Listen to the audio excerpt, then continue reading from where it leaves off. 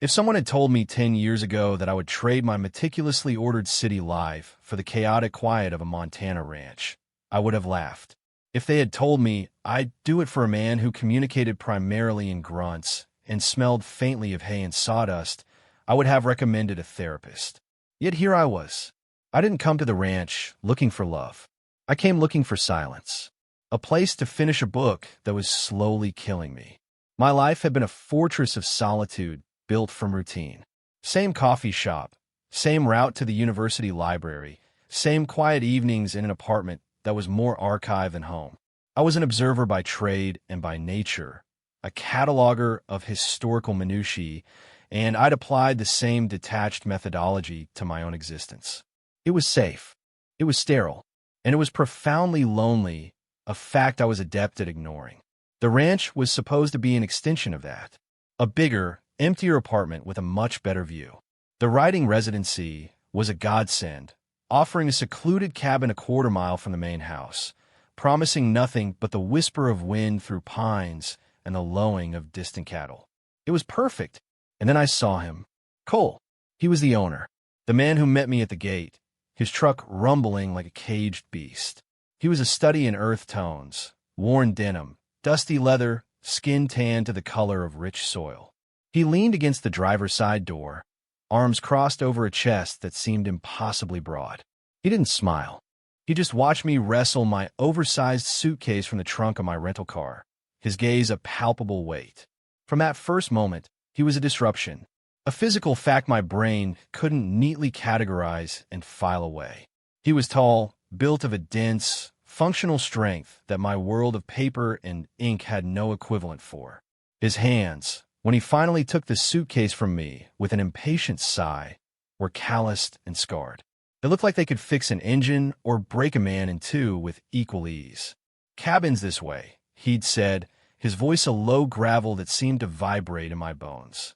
And that was it. That was our introduction. The distance between us was immediate and immense. It wasn't just the physical space between my little cabin and his sprawling main house. It was a chasm of experience. I lived in my head. He lived in the world, with his hands plunged up to the wrists in it. He was action. I was analysis. He was the rugged, stoic cover of a novel I was terrified to open. My days settled into a new, yet familiar, routine.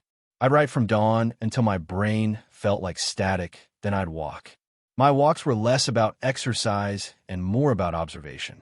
My subject was no longer 17th century trade routes. It was him.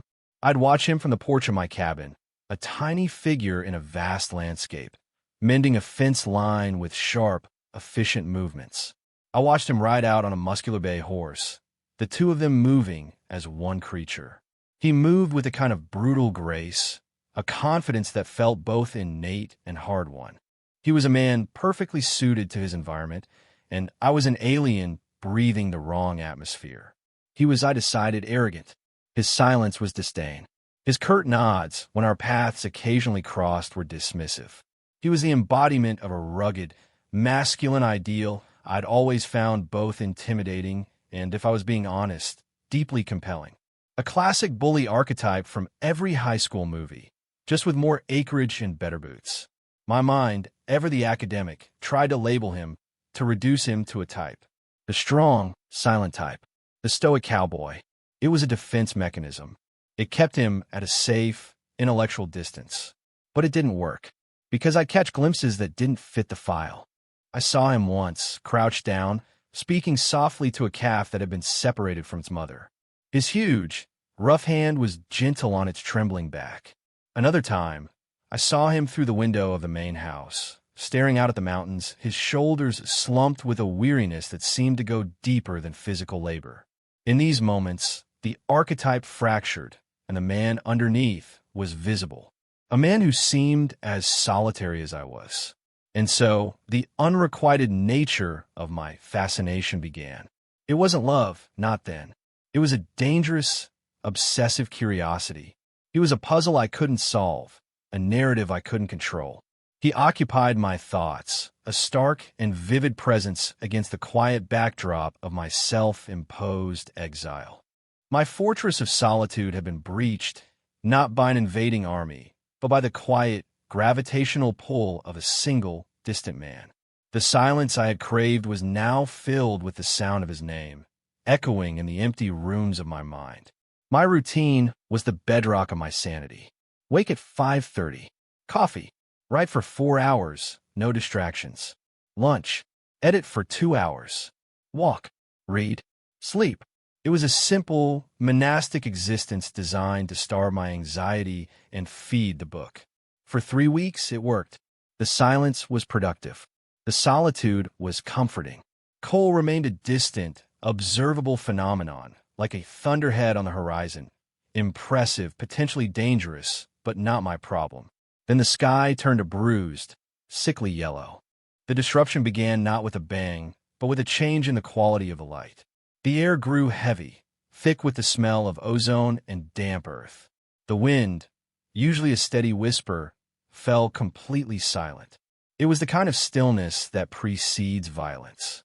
My phone buzzed with a weather alert, a severe thunderstorm warning, with potential for flash floods and high winds.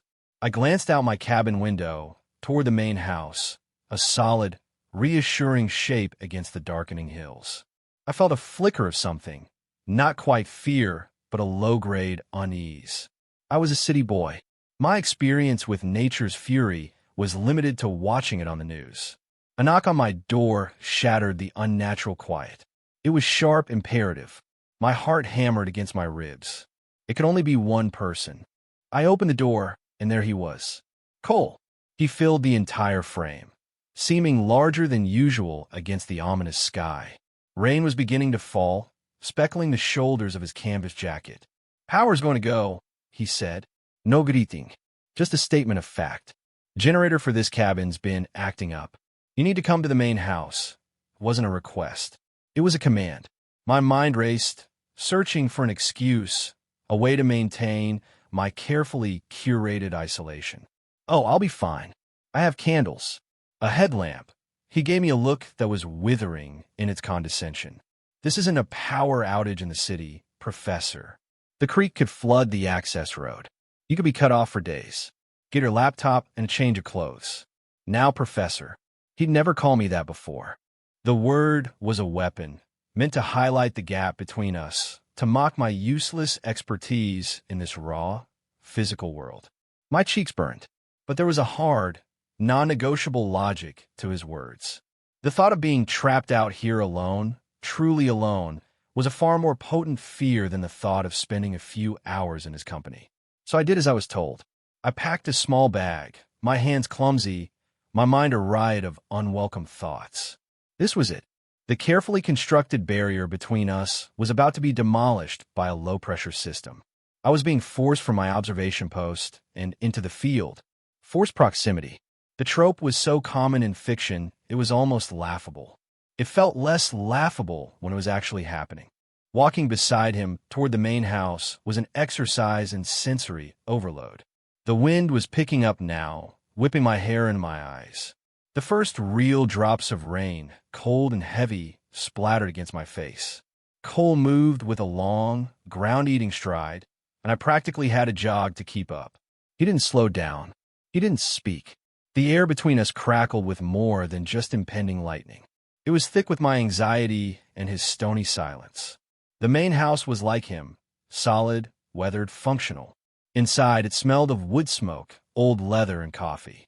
It was a lived-in space, masculine and uncluttered.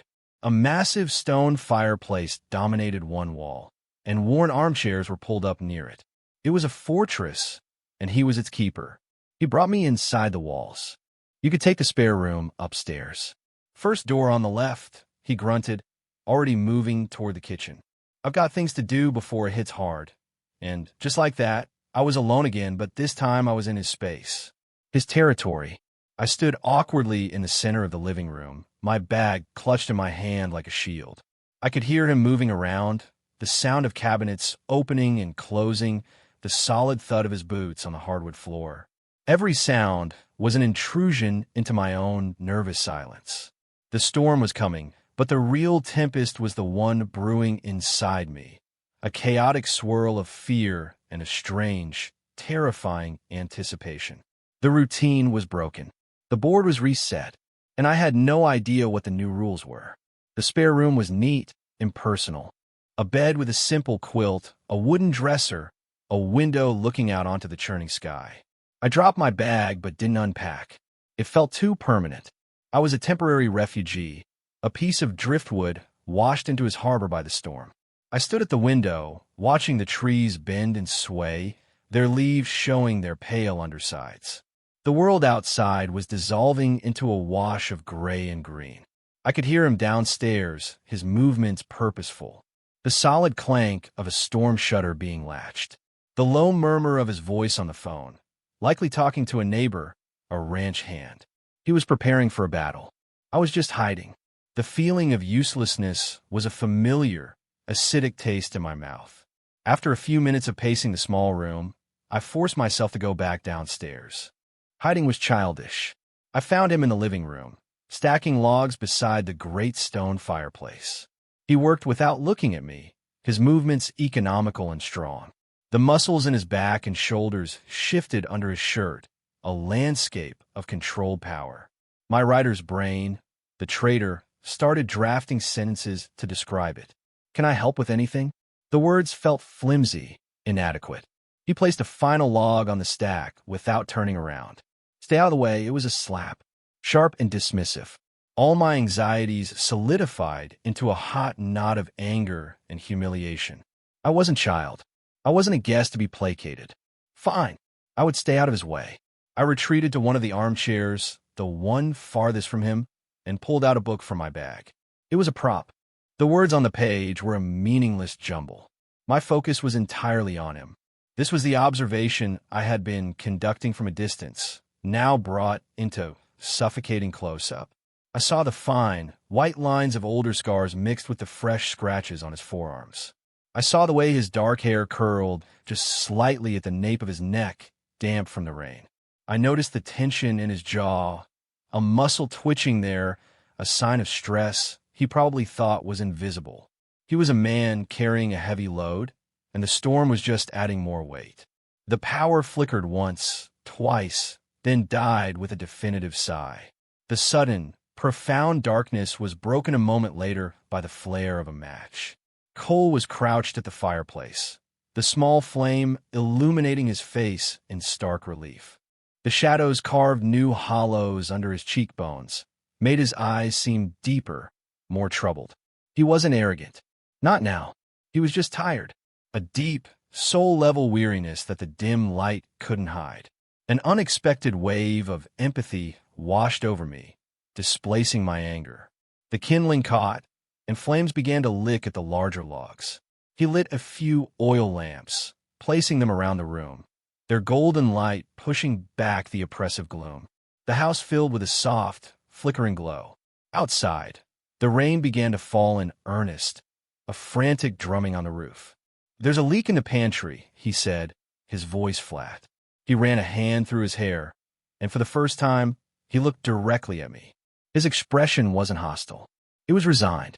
"I need another set of hands." My heart gave a stupid, hopeful leap. He needed me.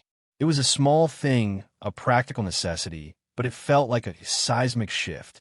The power dynamic, the one where he was the capable master of his domain, and I was the useless intellectual, was tilting. "Okay," I said, my voice steadier than I felt. "What do you need me to do?" The pantry was a small, windowless room off the kitchen. A steady drip, drip, drip echoed in the confined space. A dark stain was spreading across the ceiling, and a puddle was forming on the floor. Cole had a bucket under the worst of it, but water was seeping from another spot nearby. "I need to get on the roof, try to tarp it," he said, his voice tight with frustration. "But I need to get the stuff out from under this first." "Hand me those boxes." We worked in the narrow space, our bodies constantly brushing against each other. Each point of contact was an electric shock. My shoulder against his back, my hand grazing his as I passed him a box of canned goods. The air was thick with the smell of damp plaster and his own scent, rain and clean sweat and something uniquely him. My senses were on high alert. My internal monologue was a frantic, screaming mess. Don't be weird. Act normal. Just a guy helping another guy with a leak. A very large, very solid guy. He pointed to a stack of heavy-looking crates. Need to move those. They'll get ruined. I grabbed one. It was heavier than it looked. I grunted with the effort, my feet slipping slightly on the wet floor. Instantly, his hand was on my back, steadying me. It wasn't shove. It was a firm, warm pressure that radiated through my shirt, through my skin, all the way to my bones. Careful. The word was a low rumble, spoken right next to my ear. I froze.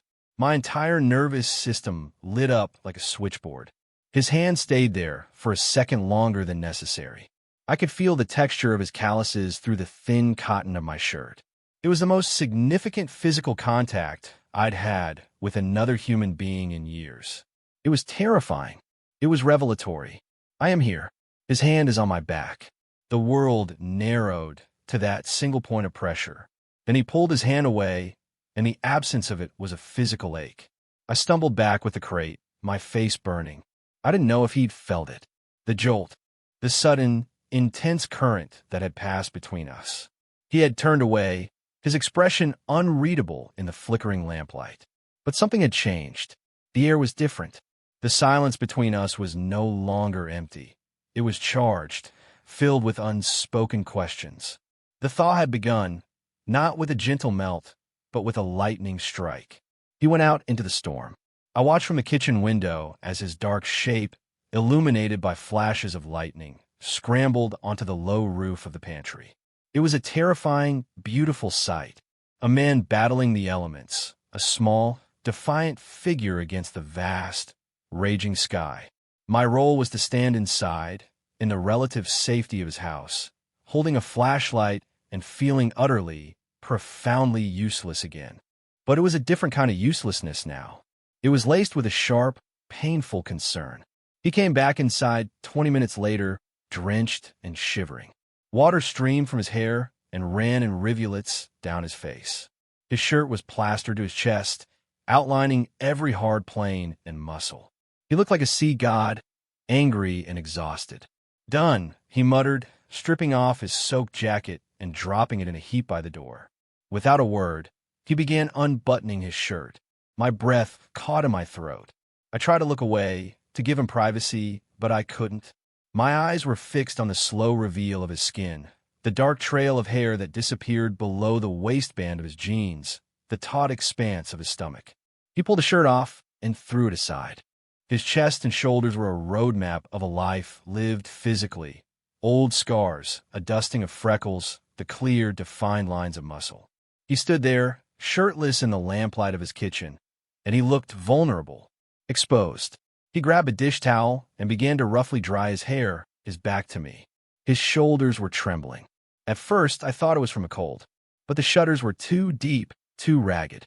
"Cole," I asked, my voice barely a whisper. He didn't answer. He braced his hands on the kitchen counter, his head hanging low. His broad back was tense, the muscles knotted tight. A sound escaped him, a choked, guttural sob that he tried to swallow. The storm outside raged, but the storm inside this room was suddenly more powerful. The intimate setting, the dark, lamplit kitchen, the rain hammering against the windows, the two of us isolated from the rest of the world, had become a crucible. The pressure had been building all night. In him, in me, between us. And now, something was breaking. I took a hesitant step toward him. "Are you okay?" "Fine," he rasped, the word cracking. "Just tired. Exhausted, but it wasn't exhaustion. I knew exhaustion. I lived with it. This was something else. This was the sound of a man who had been holding himself together with sheer force of will for too long, and his grip was finally failing. This was a breakdown, a collapse, and it was happening right in front of me. I reached out, my hand hovering in the air for a moment before I dared to touch him. I laid my palm gently on his back, right between his shoulder blades. His skin was cold from the rain, but a fierce heat bloomed under my touch.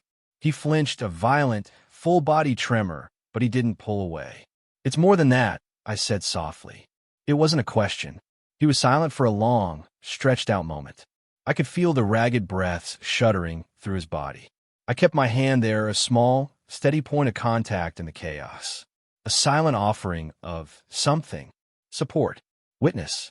I didn't know. Finally, he spoke, his voice so low I could barely hear it over the rain.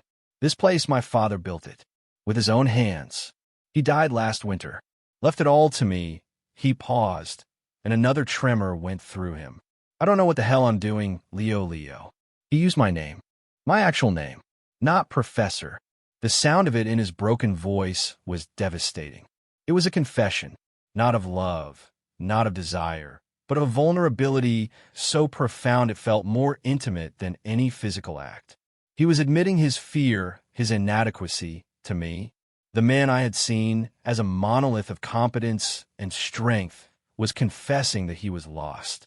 Every time something breaks, he continued, his voice thick, the pump, the fence, the goddamn roof, it's like I'm failing him. Failing this place. And I'm so alone in it. So damn alone, there it was. The word that connected us. The secret I had held tight in my chest for years. The defining feature of my own existence. Alone. He felt it too. The strong, silent man was just as haunted by solitude as the anxious, bookish one. The chasm between us wasn't so wide after all. He turned then, slowly, his eyes finding mine in the dim light. They were red-rimmed, glistening with unshed tears. The sight of it stole the air from my lungs. The confident, arrogant mask was gone completely, leaving only a raw, aching grief and a desperate loneliness that mirrored my own. I haven't, he started, then stopped, shaking his head as if he couldn't find the words. Since he got here, it's been different. Having someone else around. Someone to just see. He trailed off, but his eyes never left mine. They were asking a question I didn't know how to answer. And in that moment, the careful distance I had maintained, the intellectual analysis, the fear, it all dissolved.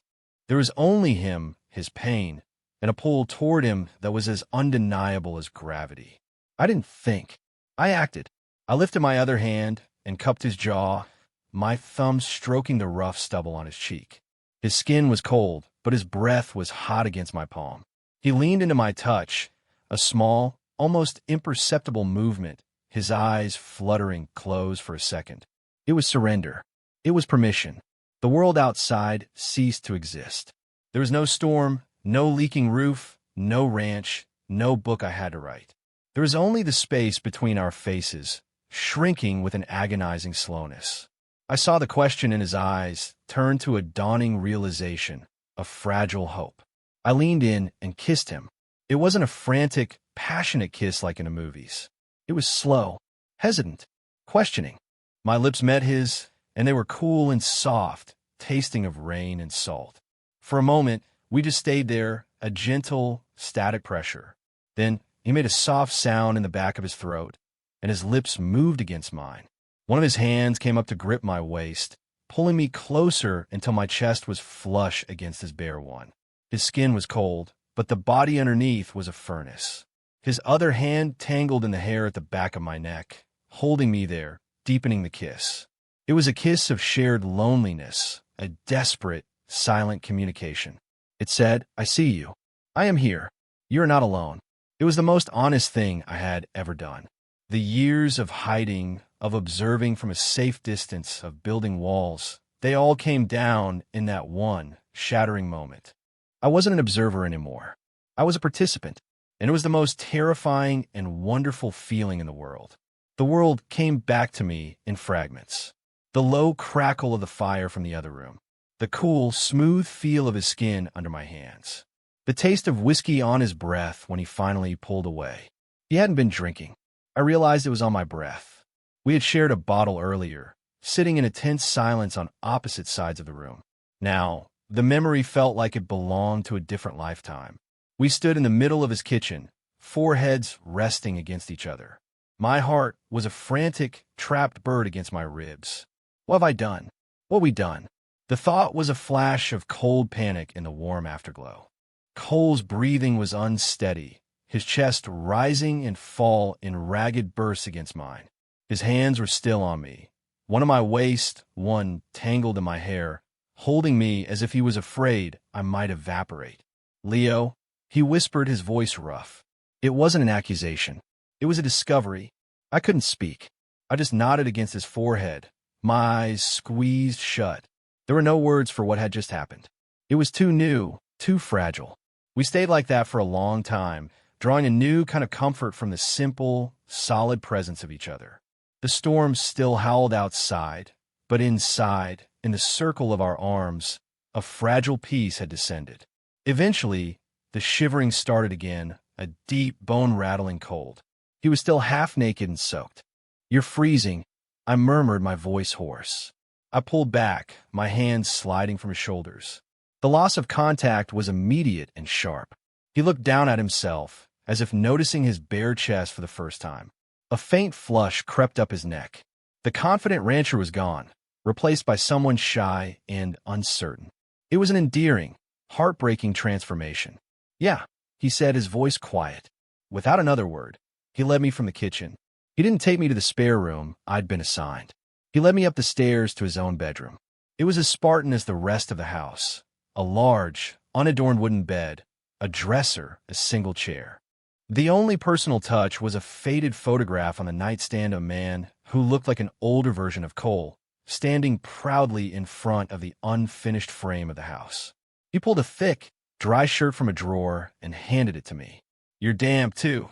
Then he pulled on a sweatshirt for himself, hiding the body I had just become so intimately acquainted with. The gesture felt like a retreat, and a fresh wave of anxiety washed over me. But then he turned to the bed, pulling back the heavy quilt. He looked at me, his eyes dark and serious in the lamplight. It was an invitation, a silent question. I didn't know what this was.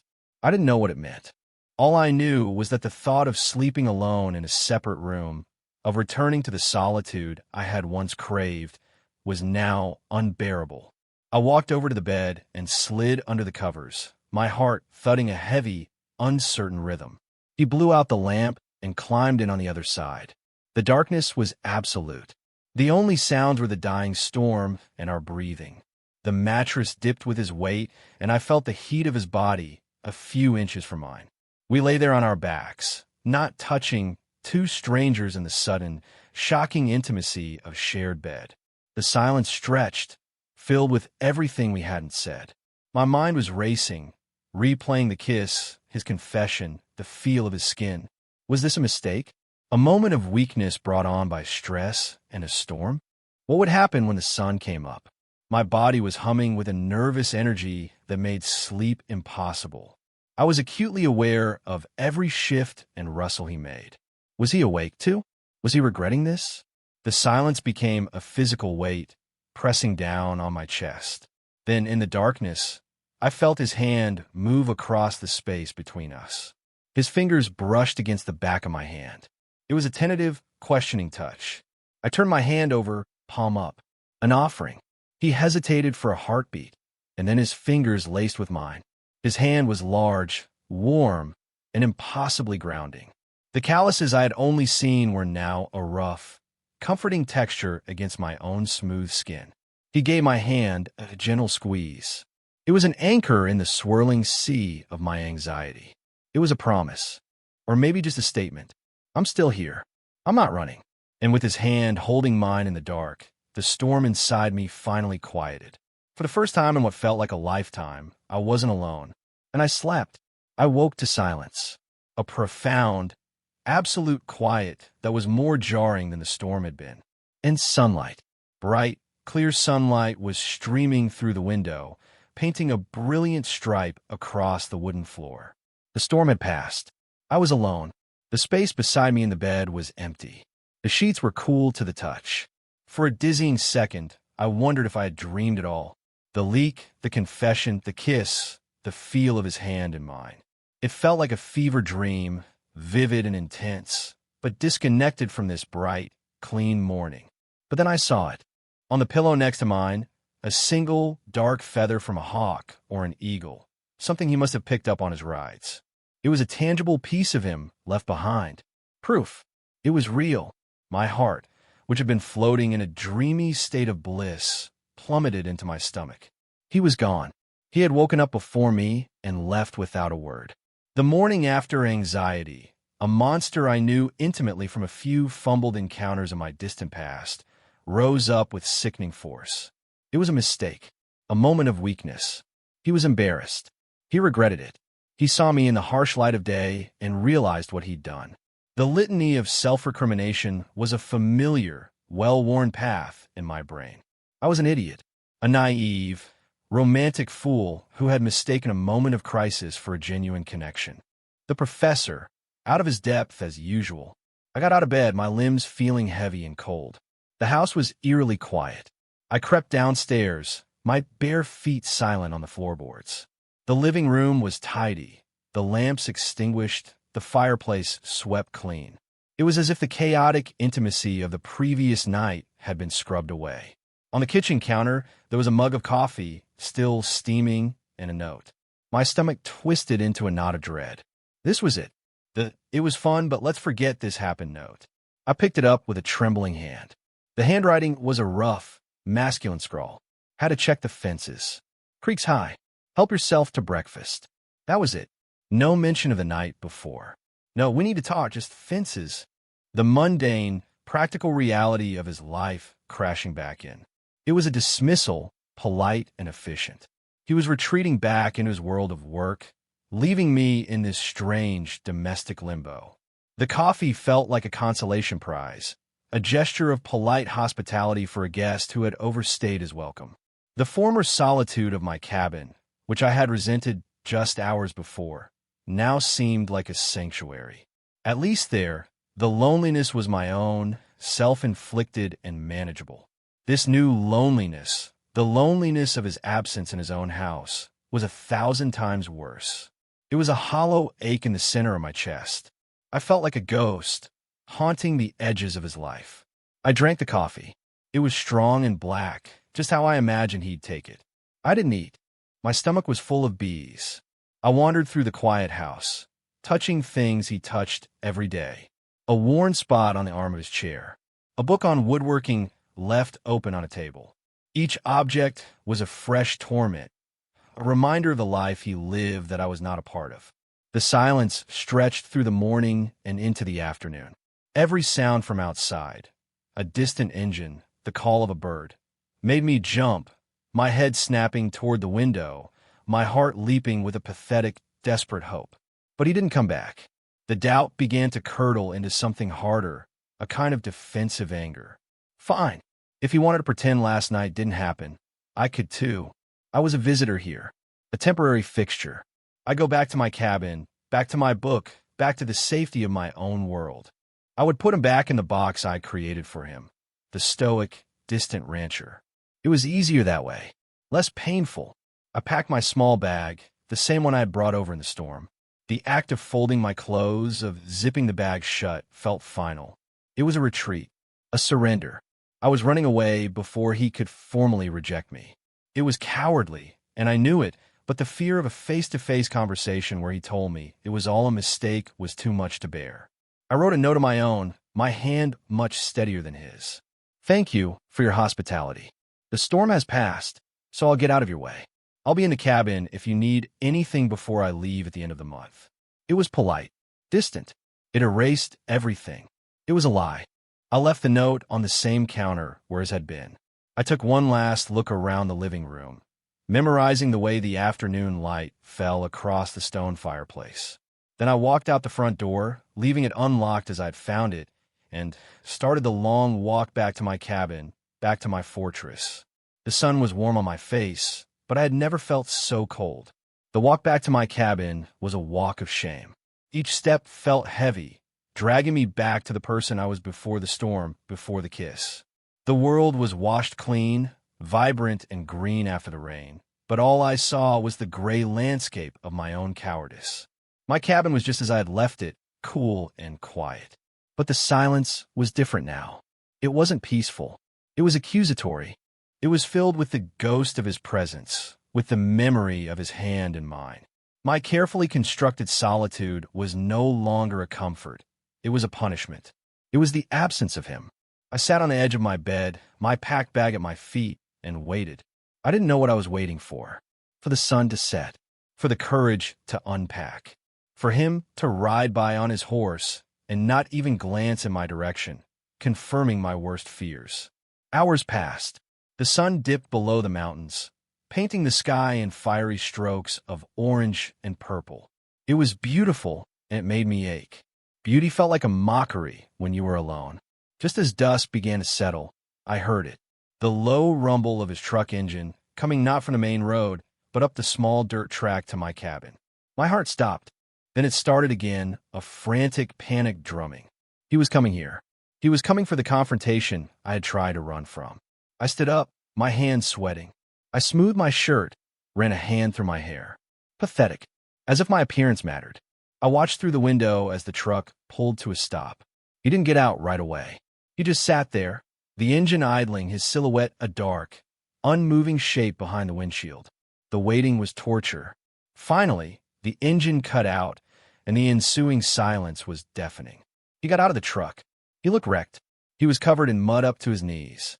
There was a dark smudge of dirt on his jaw, and his hair was a mess. He moved slowly, stiffly, like an old man. This wasn't the confident rancher from my fantasies.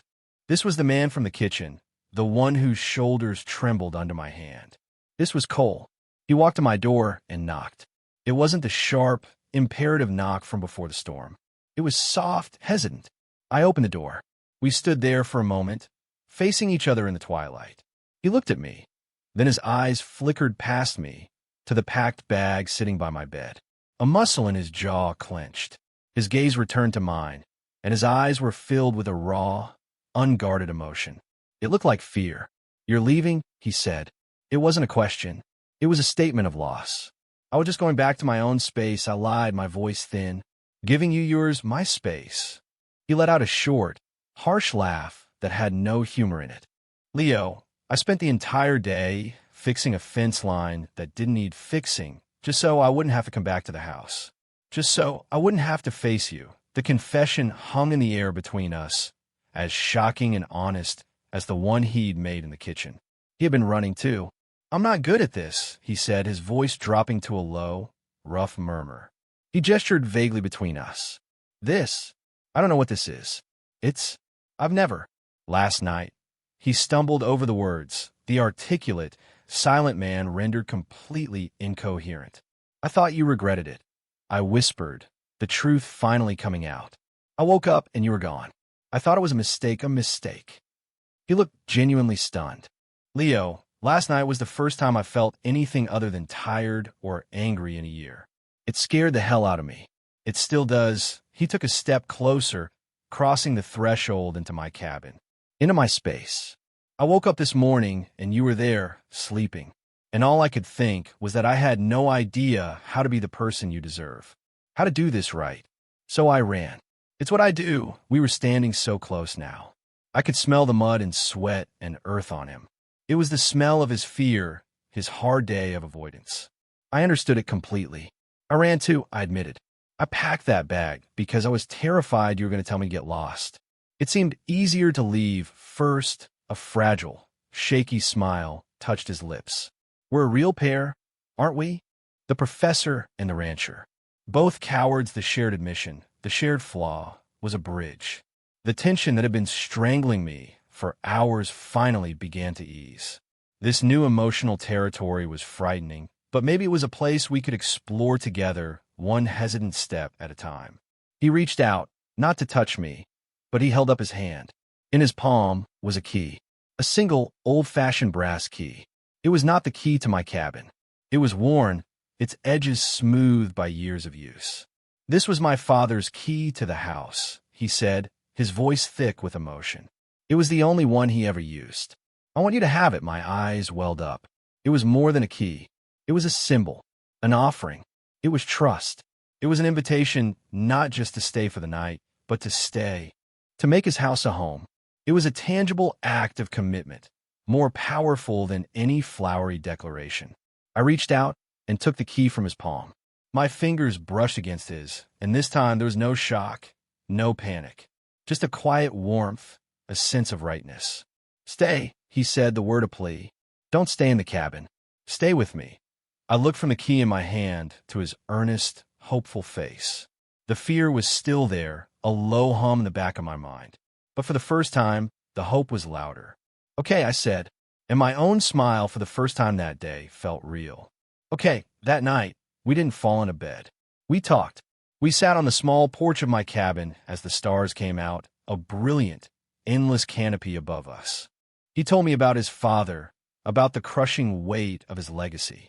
I told him about my book, about the academic world that felt so suffocating, about the loneliness I had wrapped around myself like a cloak.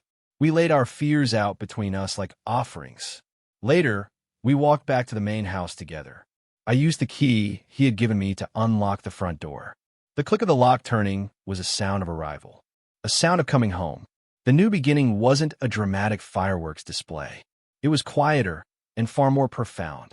It was waking up the next morning, and he was still there, his arm thrown protectively over my waist. It was the simple, domestic intimacy of making coffee together in the morning, our bodies brushing past each other in the kitchen without apology or awkwardness. It was him, sitting in his armchair by the fire, reading one of my history books, his brow furrowed in concentration. It was me, writing at the kitchen table instead of in my isolated cabin, the rhythmic sound of his work outside, a comforting, steady presence. We learned each other's routines. We created new ones together. Meals were no longer solitary affairs. We ate together, talking about his day, about my day. He'd tell me about a new calf being born. I'd tell him about a breakthrough in a difficult chapter. Our separate worlds began to overlap, bleeding into each other until the borders were gone. Sleeping beside him was no longer a source of anxiety. It became my sanctuary. Lying in the dark, I was no longer afraid of the silence. It was a shared quiet, filled with the soft sound of his breathing. Sometimes we would talk for hours. Other times, we would just hold hands, the simple contact or reassurance that this was real, that we were real. My work changed. The book, which had been a dry, academic exercise, began to breathe. It found a heart. My writing became richer, more grounded, infused with the sensory details of this new life. The smell of pine after rain, the texture of worn leather, the vastness of the night sky. I was no longer just observing, I was feeling. One evening, months later, we were standing on the porch, watching the sun set. A comfortable silence settled between us. He wrapped his arms around me from behind, resting his chin on my shoulder. His presence was a solid, warm weight against my back. You know, I said, looking out at the mountains, now familiar and welcoming, I came here for silence. To be alone, I felt him smile against my neck. How's that working out for you, Professor? He murmured, his voice a low, happy rumble. I leaned back into him, into the strength and warmth that had once intimidated me and now felt like home. He was the great disruption of my life, the plot twist I never saw coming. He hadn't just broken my routine.